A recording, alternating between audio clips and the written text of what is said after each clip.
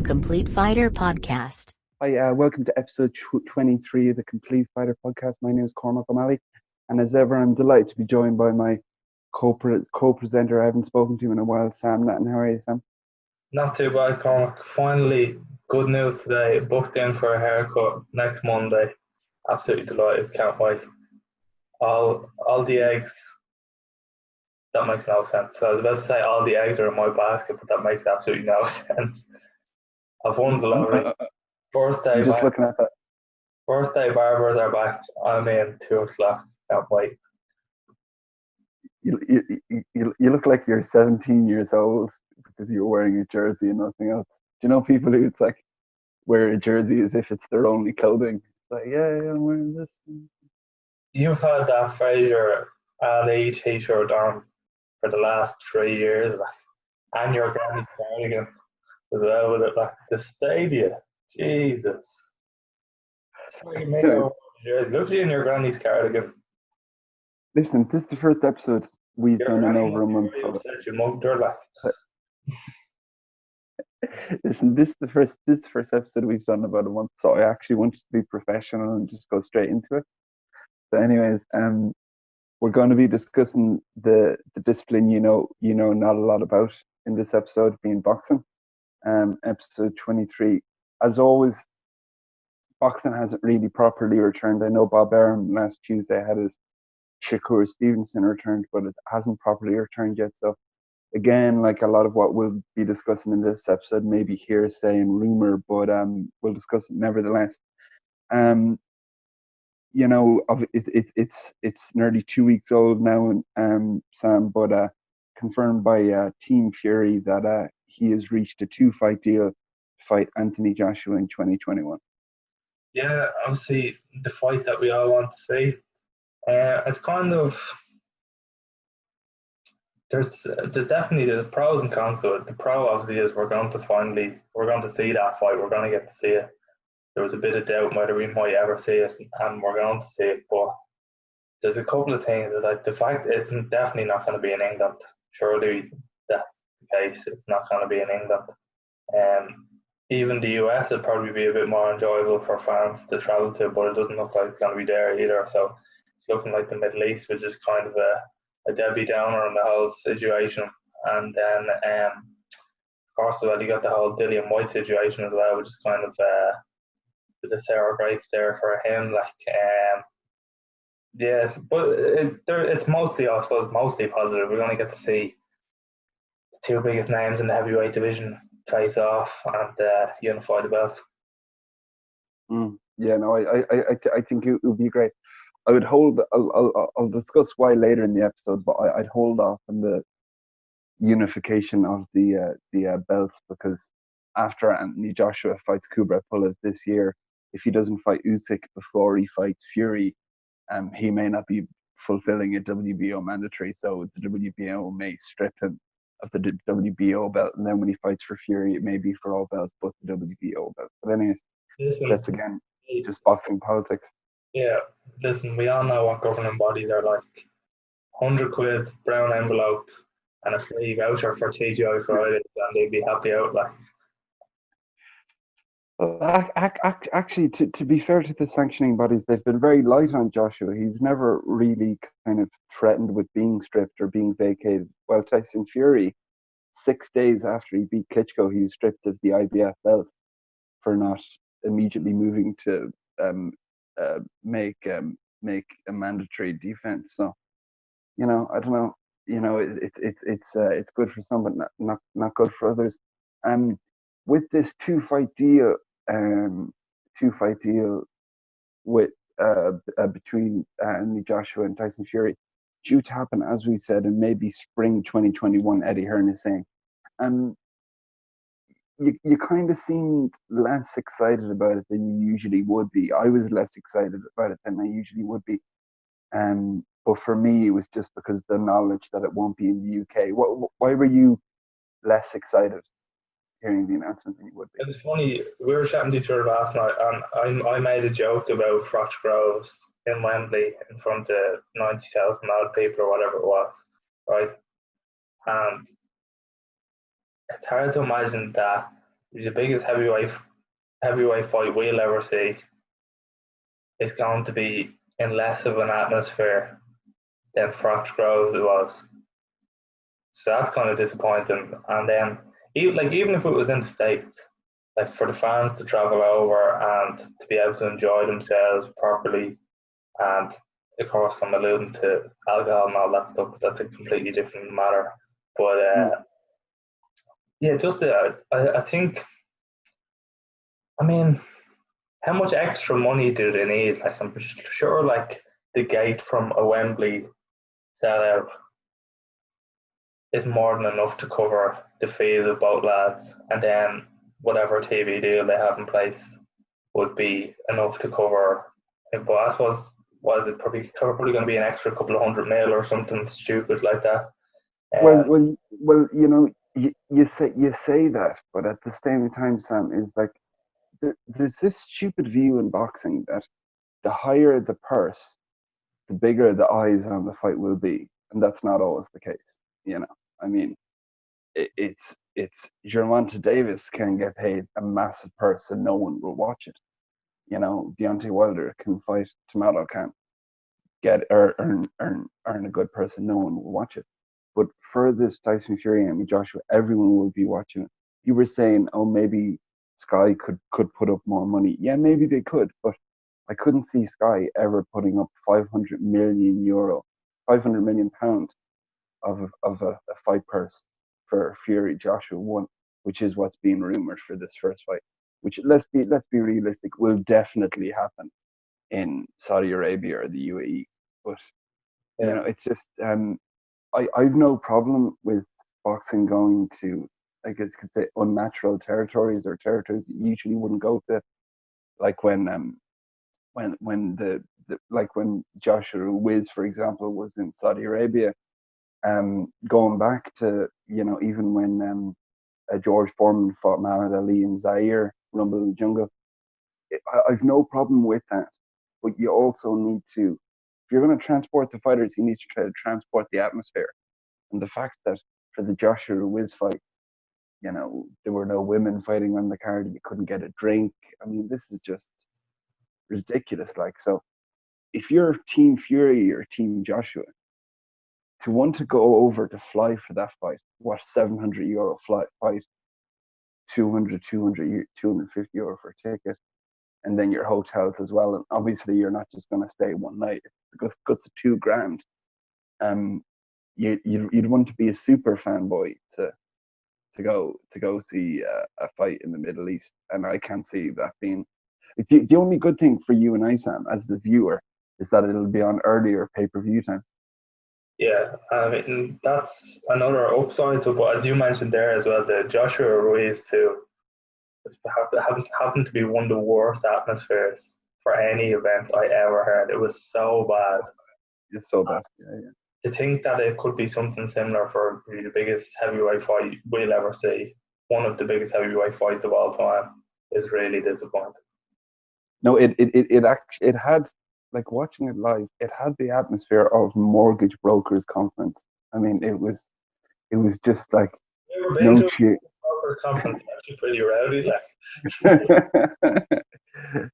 No, but it was no, man. Yeah, I couldn't agree more. It just seemed so dead. Like, and I remember you and I were watching it when we watched Joshua Ruiz too, and the only spice to the fight was, will Joshua get revenge, or will, you know, Ruiz repeat his victory, repeat or revenge? But that was again overplayed on the tape for the whole week, whole few weeks before.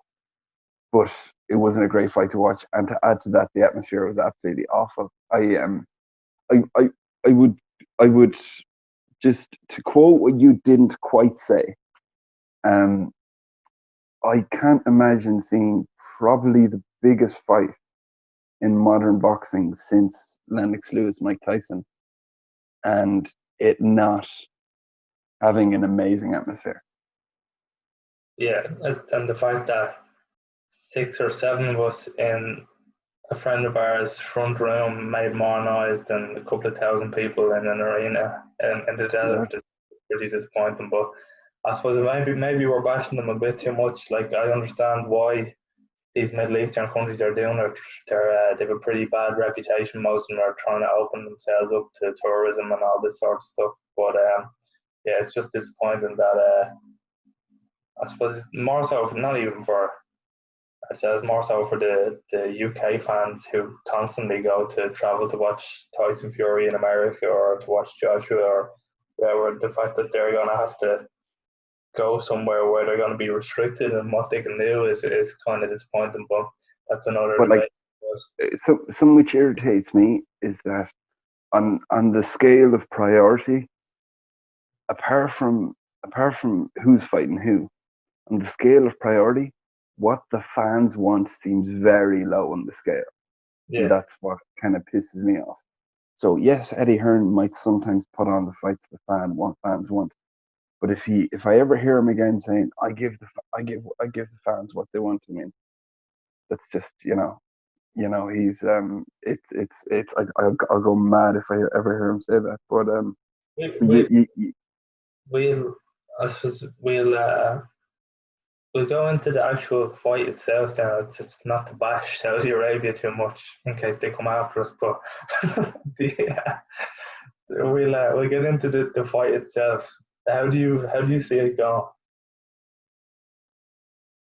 I was talking to a friend of mine about this, and the friend I was talking to about it, he's a big Tyson Fury fan, and he said the thing about Tyson Fury fighting Anthony Joshua is there's the question: will he fight like he did against Vladimir Klitschko, where he'll fight?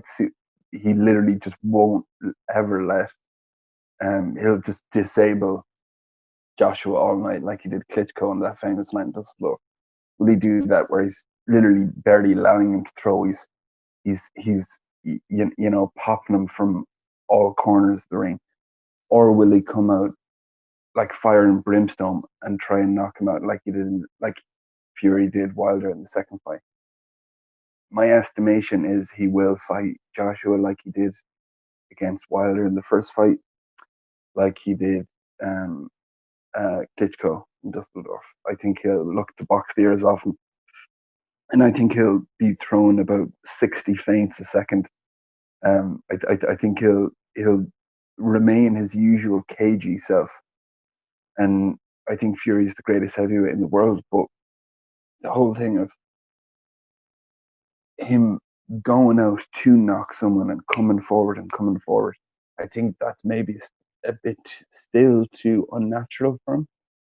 Andy Joshua is a much better boxer than Deontay Wilder. Deontay Wilder is a vicious, exceptional puncher, but he's a terrible boxer. Um, the risk of going out to knock someone out might work against Wilder, but I don't think it's going to work against Anthony Joshua. I mean, let's look at Anthony Joshua's record against KO artists, people he's knocked out: Alexander Povetkin, Dillian Whyte, Carlos Takam, Dominic Brazil, Vladimir Klitschko. And Vladimir Klitschko did what really Fury did against Deontay Wilder. Vladimir Klitschko went up against Anthony Joshua looking to knock him out straight away, and it didn't work. He made the claim that he'd knock him out in the 8th round, and again he nearly knocked him out, but he put him on his ass, but didn't really do enough. So I don't think the approach to go out and try to knock him out will work against Joshua. So I think he'll stay cagey and he'll box the ears off him all night. How Joshua handles that, I don't know, but yeah. Yeah, I'd agree. I think he goes out and maybe at the start, at least for maybe the first 6-7 rounds, tries to box him like he did with Klitschko. But as the fight goes on, if he's getting the better of him, I can see him pushing on and then trying to finish the fight. But um, I can't wait for it. I think it is a two fight arrangement as far as we know. Yeah. Mm-hmm. No, it's an agreement has been signed, but no contract has been signed. Yeah. They've only apparently agreed the purse, and they've agreed that there's a 2-fight deal. I would think that it's a 50-50 purse they've agreed to. But yeah, I wouldn't think there's been any other I would say, other agreements reached. Believe it or not, to be fair, not to go back on what I just said, I don't think a venue has actually been agreed, but I think they definitely have a venue in mind that they're going to say yes to.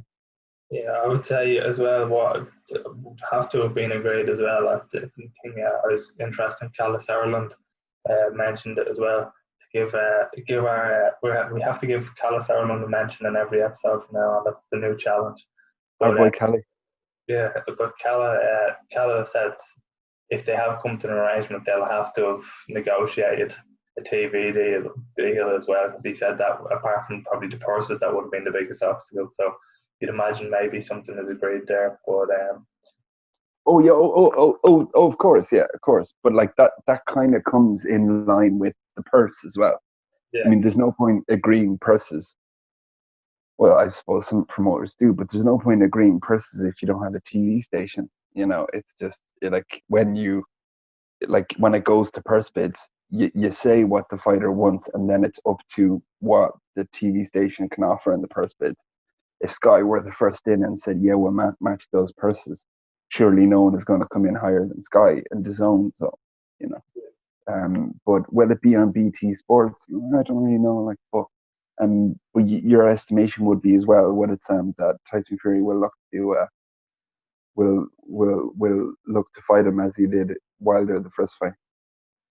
yeah. Well, at least for the first couple of rounds, I can see if he was to get the better of him and maybe like get into a situation where Ruiz hit him with the big punch and then he never really recovers from it. Then he'll push on to finish him. He's not gonna keep avoiding him then. But say obviously that would probably be more so the game plan would be to go out and just sort of outbox him just with skill and I suppose possibly move towards winning the decision. But I think he beat him all day anyway. I don't think Joshua is going to be anywhere near him. Do you know what? I might actually put money on Joshua because he'll be the serious underdog. I think Fury will win. He'll be the serial underdog, and if I put like €50 on him, and if he somehow wins, because Joshua is the best finisher in boxing, if he somehow wins, then there'll be money to be made. But it's not like the odds for Fury winning are going to be great. Yeah. Anyways. Sorry. Go ahead. Something else I just wanted to move on, unless you had something else to say there, was the Dillian Whyte story this week with his taking legal action against the World Boxing Council. Yeah, what can you say? That boy he's been screwed again, but you can't help but feel sorry for the guy. I think we were speaking about earlier in the week. Frank Warren came out and said that if he was with him, he would have fought for a world title by now. No, obviously that's Frank Warren just having a dig at Eddie, but at the same time, you can't help but think it's true. Like if Joshua wasn't also signed to Matchroom, then would this have gone on as long as it has? No, I wouldn't have. No, I don't think so. But yeah, it's big. It's huge disappointment for him. He's been screwed over again, and now I know he said on his Instagram he's going to make a fight announcement in the coming days, and who that'll be against, who knows? But he's due to fight Povetkin. Yeah, but he said there's going to be a fight announcement in the coming days. So with Povetkin as well, he's going to have trouble getting into the UK and that sort of thing. So it's hard to know against him, So I don't like being critical of one promotion or another, but that fight has been communicated. That fight, what it's going to be like in quarantine, the date, the venue, everything has been so poorly communicated by Matchroom, because it's a lot of people are like oh, is it end of July, or actually Eddie, is it in August? When is it in August? And every interview he does, oh, we're figuring out a date, we're figuring out a date. We know it's apparently in Matchroom HQ in Eddie's back garden, but it's the details of that have been so poorly communicated. And I know everyone in boxing is trying desperately to do what Dana White is doing in UFC, trying to have it behind closed doors, but it's been very poorly communicated. But just picking up on what you said about Dillian Whyte and his position within Matchroom. Let me just outline the dates here for you, okay? Dillian Whyte became Dillian Whyte became #1 in WBC rankings in November 2017 after he beat Robert Elenius the month before in October. He was then promised a mandatory to be fulfilled in May 2018 that came and went. That was supposed to be against Deontay Wilder. That came and went, wasn't fulfilled. And then he was supposed to have a WBC mandatory fight in May 2019. That didn't happen, so instead he fought Oscar Rivas in July. Then it was the case, the story came out where it was found out that he had a tiny part of Dianabol in his sample, and he was suspended by UCAD. VADA are the testing body that oversees the WBC. They're a separate testing body to UCAD. So VADA is what runs the WBC. When the WBC found out that he was being retested, they were looking for the B sample with UCAD. So it was questionable whether he was on the juice for the Rivas fight, which just happened. The WBC stripped him of his interim status, which he won against Oscar Rivas, took him out of the rankings. The WBO took him out of the rankings. The WBA took him out of the rankings. And then it was the case he was proved innocent by UCAD. He was cleared by UCAD. His interim status was restored. But rather than his mandatory date be sooner rather than later, his mandatory date was supposed to be May 2020. But then it was moved to February 2021. So in September, his mandatory date, which is supposed to be May 2020, was moved to February 2021. And that's where we stand now. And I'm surprised that Dillian Whyte has been so patient with the WBC, but the fact of the matter is this: Dillian Whyte is supposed to fight on the 21st of February, by the 21st of February 2021, for the WBC belt mandatory.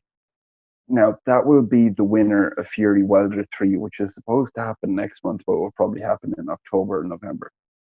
The winner of that, you would think, with WBC rules, with mandatory rules, the winner of Fury Wilder 3 in October would then have to fight Dillian Whyte. That very probably won't happen, because Fury will get in the way. I saw an interview with Maurizio Suleiman, who's president of the WBC. He was asked, but with Fury fighting Joshua, if Fury beats Wilder in the third fight, which he likely will, and if Fury is to fight Joshua in March, April next year, will the WBC mandatory with Dillian Whyte still go ahead? Maurizio Suleiman's response was, well, we'll take everything in boxing into account. In other words, they're going to bypass Dillian Whyte again. Yeah. I think I would then wonder, will he be able to fight Fury for the belt before the third Wilder fight? Well, Al Heyman, Wilder's promoter, won't allow that happen. Bob Arum, who has always been against Dillian Whyte's WBC mandatory status, Bob Arum won't let that happen. Or would he fight Fury if Fury beats Wilder? Would he fight Fury before Fury Joshua? Again, Bob Arum won't let that happen. I think he'll cause the biggest stink in the world. So I think once again the world will fly by Dillian Whyte. I think that he would have fought for a world title by now if it weren't for Anthony Joshua being part of the Matchroom stable. Yeah, what can you do? You can't help but feel sorry for the guy, and I think he's right to take legal action. It's probably at this stage it seems to be his only option, really, doesn't it? Nothing. As I always say, quote me now and prove me wrong later. Nothing will come of this. Nothing will come of this. I think that essentially he won't get what he wants.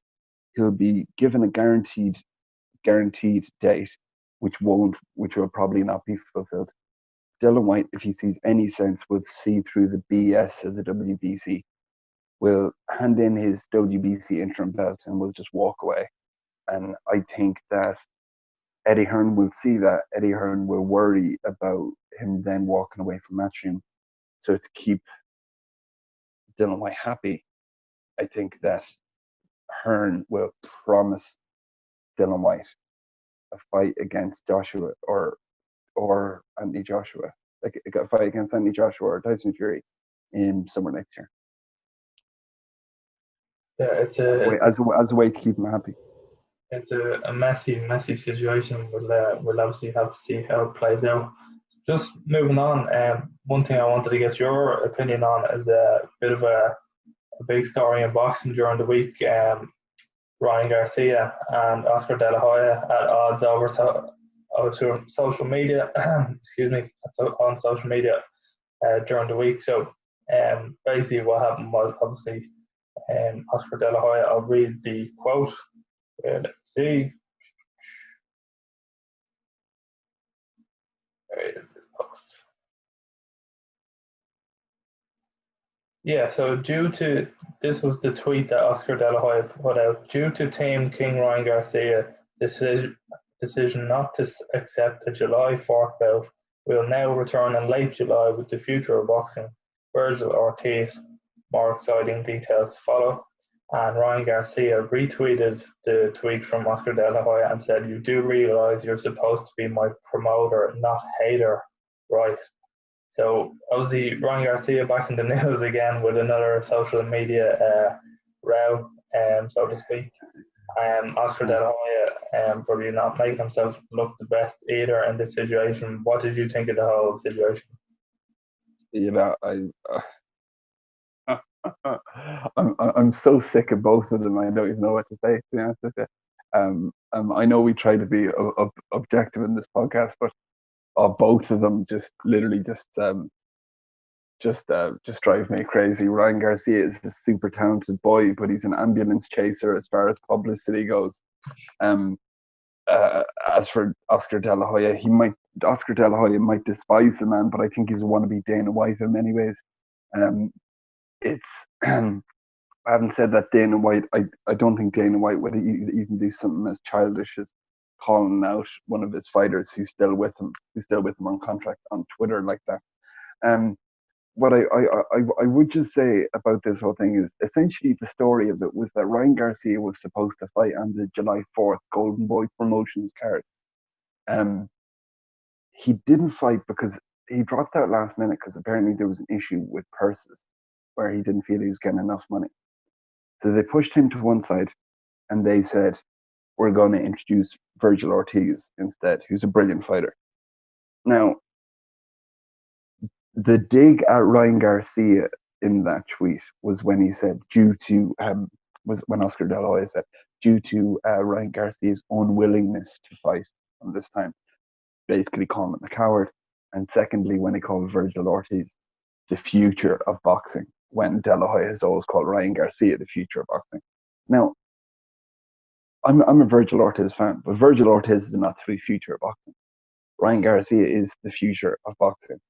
Now, as much as I dislike the fact that he's an overinflated opinion of himself, much like Devin Haney, much like Gervonta Davis, typical American fighter, I do think that he is one of the most promising young boxers ever. But again, maybe him maybe at the age of 21 pulling out of a fight over money, that's not a good really a good omen of a good sign of things to come in his career. Who knows? But yeah, I can't really say I'm surprised, to be honest. This isn't their first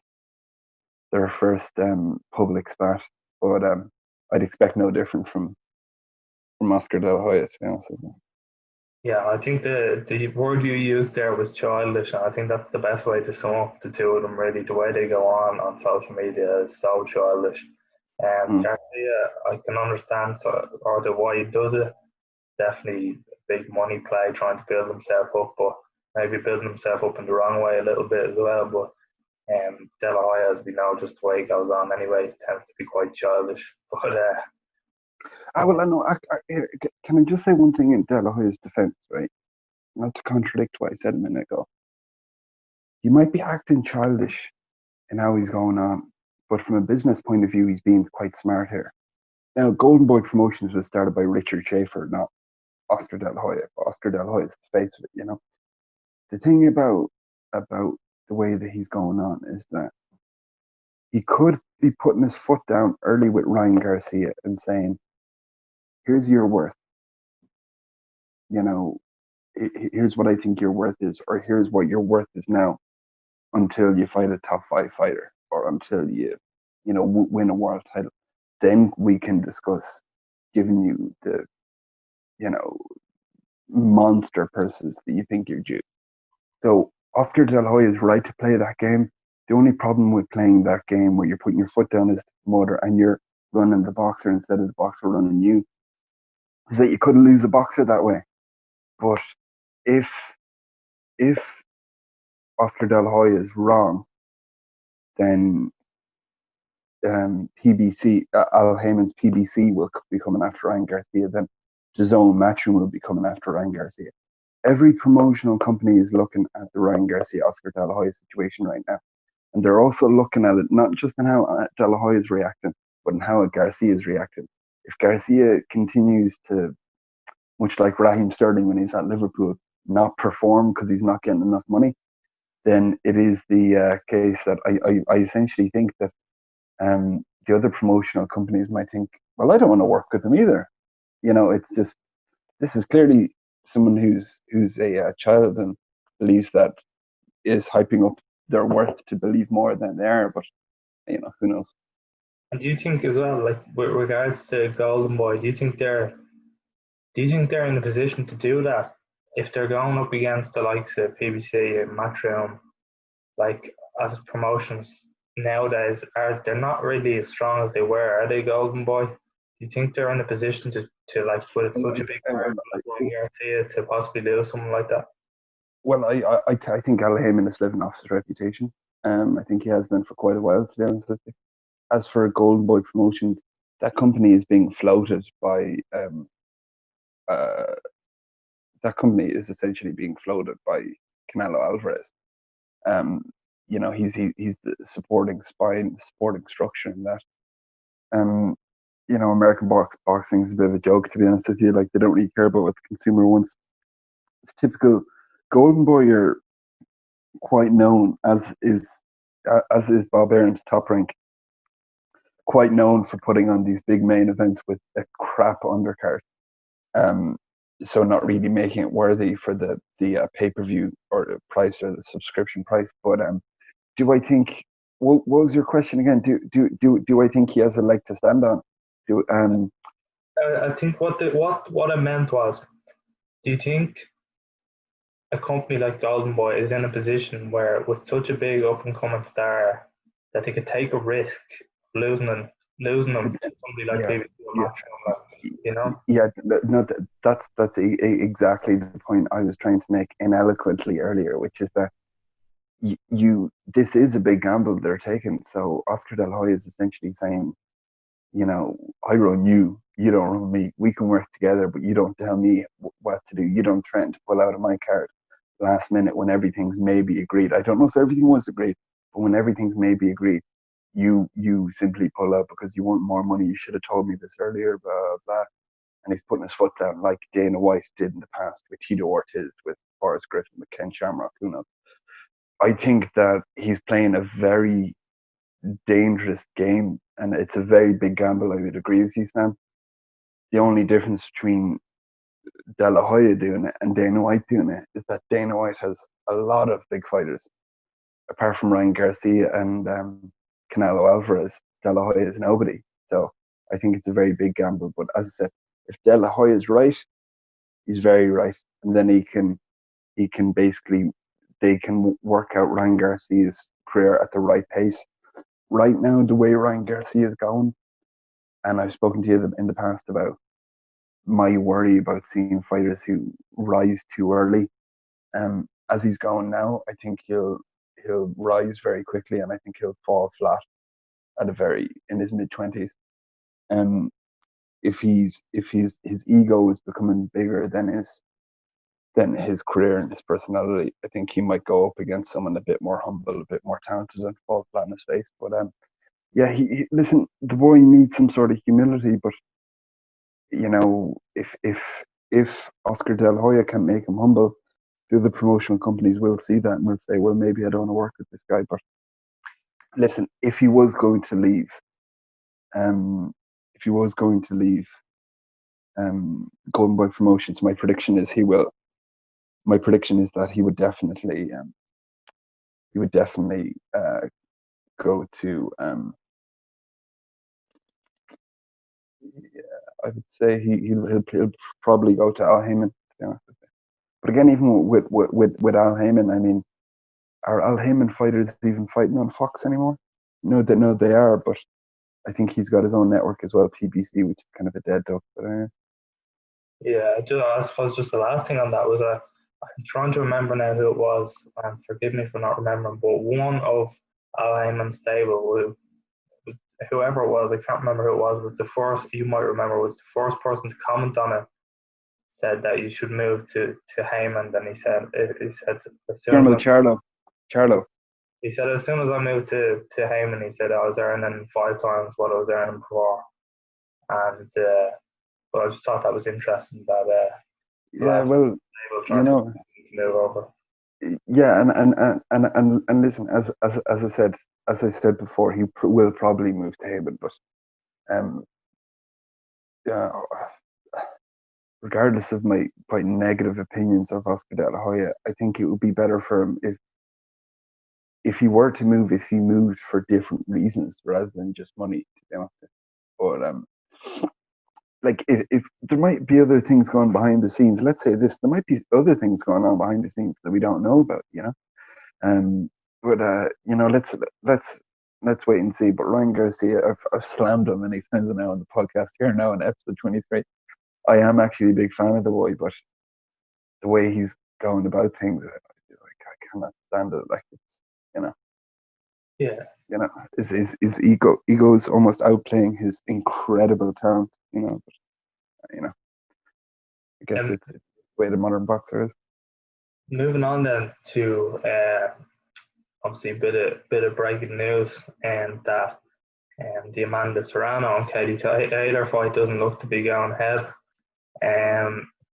Just trying to get your opinion on that and what happens in that situation. Obviously, we put up a post about it, and some people insider knowledge said it wasn't true, but I don't know. It seems to be well covered at this stage.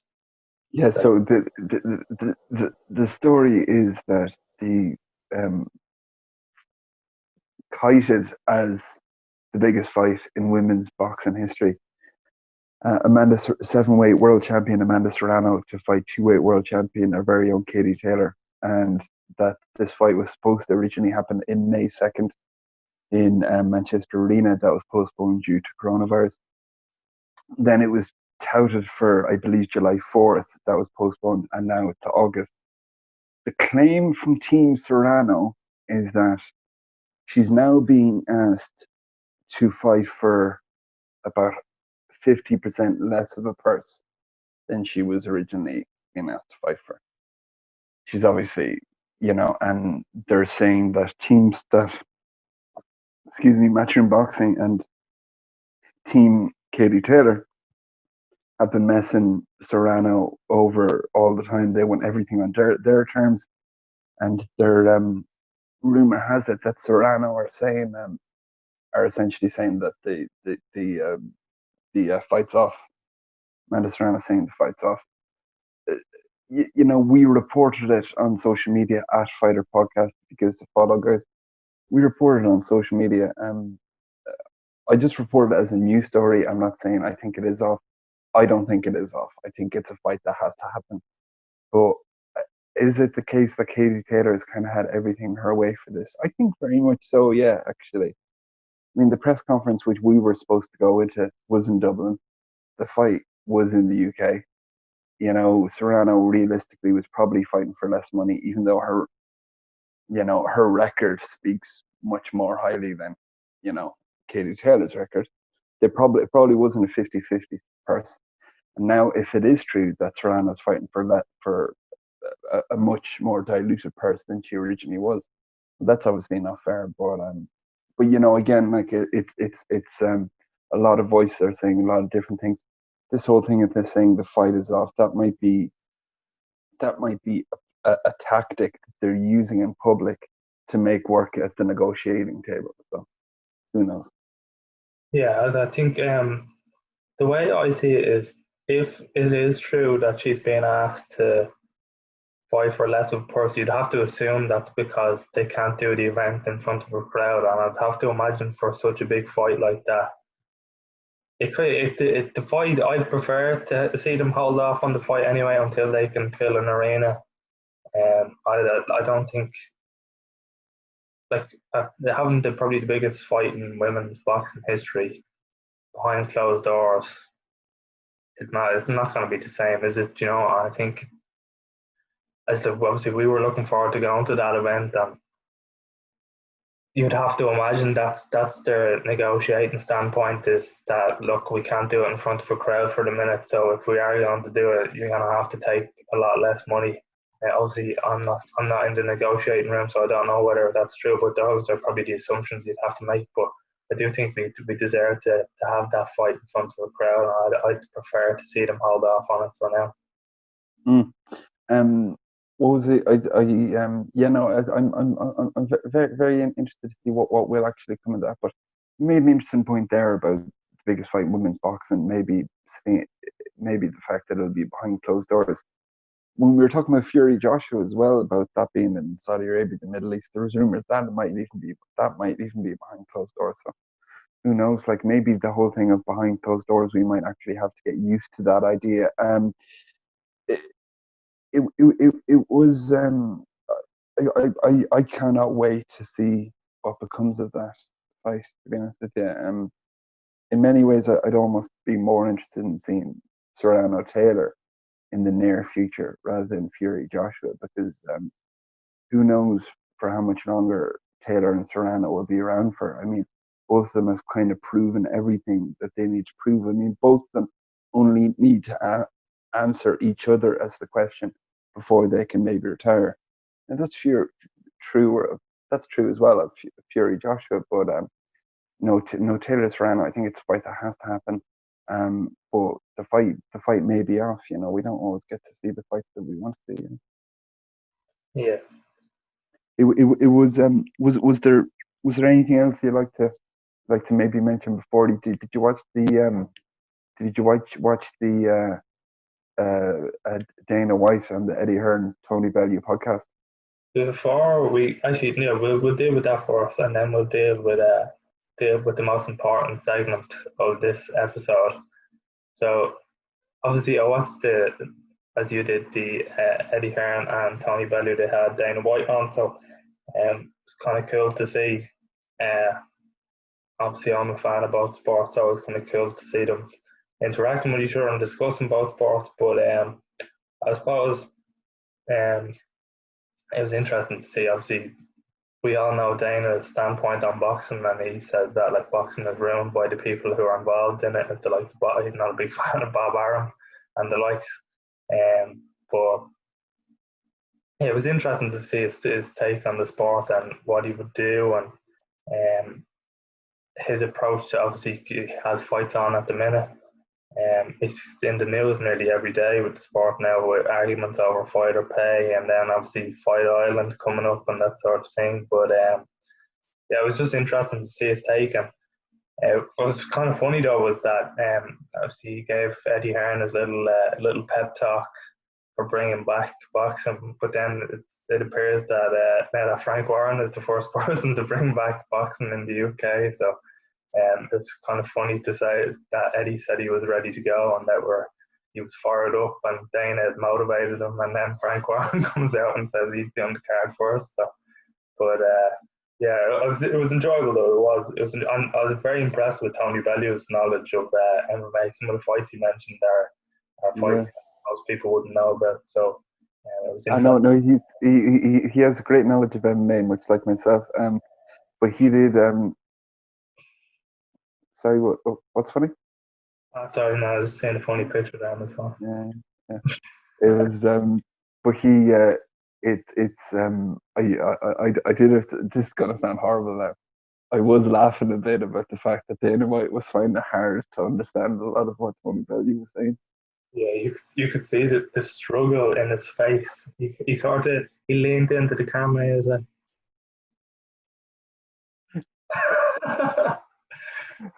But yeah, that's the Scouse accent for you now. But yeah, it was funny, and what I wanted to get onto, I thought you have to mention is keeping on the Eddie Hearn subject. My dad, Eddie Hearn, is releasing a book. Unbelievable. It's called Relentless 12 Steps to Success. Can't wait. Cormac, you're as excited for this book as I am. I didn't know. Jeez. Oh my God. He's genuinely bringing out a book.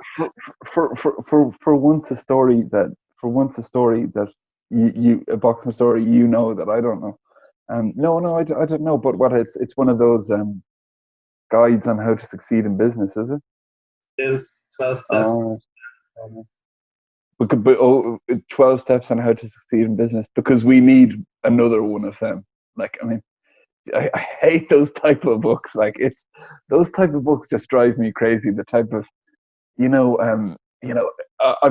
I haven't read the book, so maybe it's not this type of book. But these type of books that are like, your life might seem crap right now, but if you believe that you can achieve what I've achieved. And I know this is going to sound horrible, but the gall of Eddie Hearn to write how to succeed in the world business when he was handed everything in life, whatever Eddie Hearn did, he was going to do well, you know what I mean? But anyway, it was. I was actually waiting to see if you'd mentioned that, because if you go onto the Instagram post by Matchroom and by Eddie Hearn himself about the book, every single comment under is the first step is to be Barry Hearn's son and to receive a couple of million. But it's listen. In fairness to him, I think he does get a lot of stick. But in fairness, like a lot of rich kids, they tend to go out and make a balls of it. So fair play to him. I know you're in a rush, Sam, but can I just ask you one really quick thing in the any other business part of this episode, because I know we're finishing up now, episode 23. Let's not talk really about could it be made, whatever, because Team Whyte seem quite interested in it. Do you think Dana White, in the next year or so, and obviously Dillian Whyte's situation is up in the air, do you think ever agreed to Dillian Whyte fighting Francis Ngannou? We need to stop all this nonsense. This nonsense of MMA versus boxing and crossover fights, it needs to stop. They're two completely different sports. These guys, maybe Ngannou survives for a while in that fight because he's a big, large lad, but you need to stop it. The best take on it, right, that I heard, and it wasn't even a direct take on that fight, was if anybody watched Henry Cejudo, the UFC, obviously bantamweight and flyweight champion, now retired, was on Joe Rogan during the week, and he spoke about the difference between the two sports. He came back, right, from winning a gold medal in the Olympics in wrestling. So what did he do? He wanted to become the best at boxing and try and make the Olympic team within the next 4 years. He came back, he lived in the gym, trained 7 days a week for 12 hours a day. And he said, I still didn't get anywhere close to any of these guys. These guys have been doing it since they're kids. He said, you can't just walk into the sport. Now, understandably, maybe a heavyweight, you might get away with it a little bit against lesser opponents, but for him to walk over from a completely different sport like that. Now, I know he's a big hitter and he's famous for his one-punch knockouts and all this stuff, so there'd probably be a bit of excitement around. Dillian Whyte would massacre him in boxing, and Ngannou would kill Dillian Whyte in the octagon. We know that. I'm not talking about how good a fight would be. I think anyone with brains knows they would dominate in their own sport. I'm talking about Wood. Do you think Dana White and the UFC would be agreeable to it, or is the star quality of both of them not big enough to make it happen? I don't think the star quality is big enough for it to happen. I don't think is Dillian Whyte as big a name in America? Is it even outside of the UFC? Is there like a couple of people now, Francis Ngannou? It's not like he's known by every person on the street. Like, I think if there is going to be a crossover fight, it's definitely not going to be involving Francis Ngannou. I think if obviously the UFC set up that company, they set up Zuffa Boxing, which is obviously, I don't know if that was included in the WME IMG deal. I don't know, and I'd imagine if it was, the name would probably be changed. But that hasn't been used since the Mayweather McGregor fight, and it probably will never be used again. It was never even used for that fight. It was never even officially the promoter for that fight. It was Mayweather Promotions was yeah. And McGregor Sport Entertainment, but yeah. I was fascinated earlier when you mentioned Henry Cejudo. I saw him on the forgive me for watching this, but an interview with him on the Logan Paul episode, and it was only like a 3-minute clip, like, and so cringe, like, but no, they're more cringe than King of Cringe, Henry Cejudo, and I love Henry Cejudo. But he was talking about, when you're talking about cross promotional, he was like, I'd love to fight Ryan Garcia, whatever, and but that was another cross promotional thing, like. But I guess you can't talk cross promotional without talking what's his name, Dylan Dennis. He's another man who wants to fight everyone. Like, didn't he wants to fight Logan Paul or something else as well? So I don't know. I think Ryan Garcia and Dylan Dennis, this is my conspiracy theory. Ryan Garcia and Dylan Dennis are the same person. Yes, that makes sense. That actually makes sense. That's my conspiracy theory. So Ryan Garcia, Dylan Dennis just trims down and shaves his beard and he becomes Ryan Garcia. He covers up his tattoos. That's Ryan Garcia. You know what? You might hate me for this because we're not a comedy channel. I might post that on a Fighter podcast later. That's my conspiracy theory. They're the same person. They have the exact same personality online, but it sounds the same. So I don't know. Who knows? Do you have anything else, Sam, there before we finish up? No, yourself? No, well, we have the Frank Warren Promotions, Queensbury Promotions card. David Adelaide is due to fight, to be announced, and there's a few other fights on there, mainly a domestic card. Don't be disrespectful, Frank. It's not one that I'd be desperate to watch, but it's great that boxing is back, so I'll definitely watch that. That's on July 10th, if I'm not mistaken, Sam. And then so it's boxing is on its way back.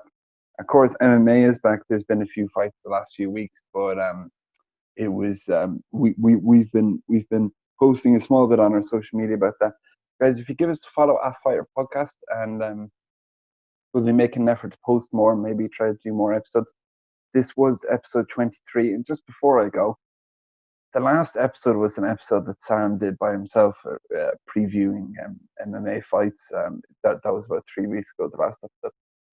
And Sam, don't think that I missed what you said in that episode, which is what you said at the beginning in the intro is.